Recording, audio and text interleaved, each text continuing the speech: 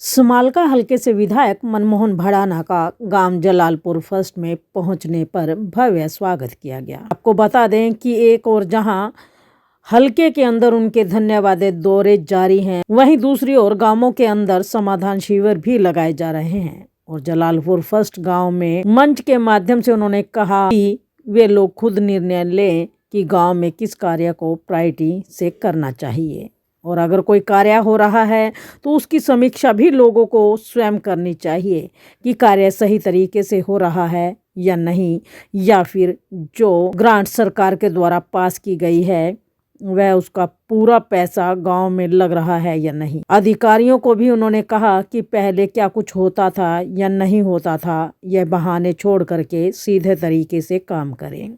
जनता उसमें पूर्ण सहयोग करेगी। क्या हुआ क्या नहीं हुआ मुझे उन बातों में नहीं जाना और ना मैं जाना चाहता, लेकिन मेरे रहते हुए मैंने अपने अधिकारियों से भी जितने यहाँ बैठे हैं और बाहर भी है सबसे एक ही बात कही कि भाई पहले क्या होता आ रहा था मुझे उस बात से मतलब नहीं है, लेकिन मेरे रहते हुए अगर कहीं 1 करोड़ रुपए आया है तो 1 करोड़ रुपए पूरा का पूरा लगना चाहिए, उसमें 1 रुपए भी कम नहीं लगना चाहिए। और उसके लिए आप सबको मैं कहना चाहता हूं कि आप उसमें मेरा सहयोग कीजिए, सहायता कीजिए कि आप इस बात का निरीक्षण करो। आप देखो कि जो भी हल्के में कोई गांव में गवांड में जो भी काम हो रहे हैं उसकी कितनी राशि में हो रहे हैं और वो सही जगह लग रहे हैं या नहीं लग रहे। कहीं भी कोई ऐसी बात लगे आप मुझे तुरंत मेरे संज्ञान में लाके दीजिए और मैं उस पर आपको आश्वासन देता हूं कि मैं उस पर कार्रवाई करूंगा और करवाऊंगा। जलालपुर फर्स्ट जो है ना, मुझे ऐसा प्रतीत होता नजर आ रहा है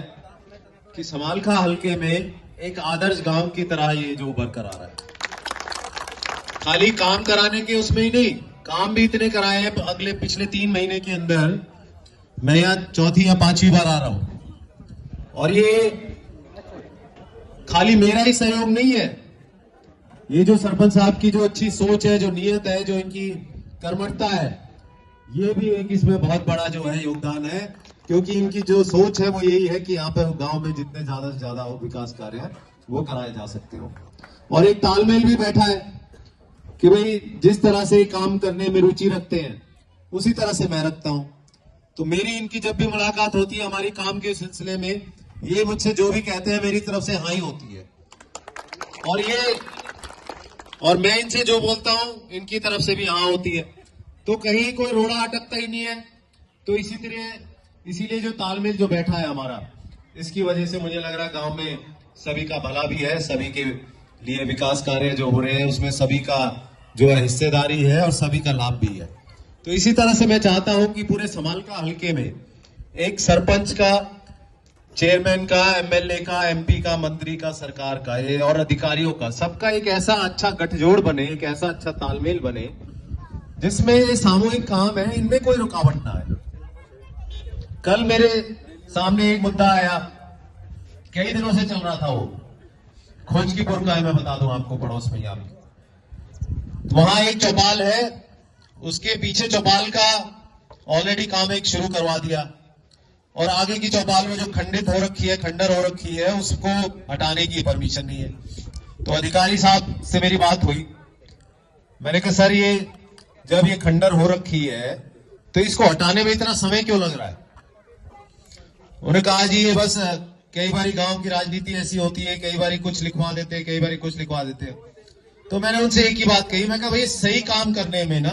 कोई अधिकारी को डरने की जरूरत नहीं है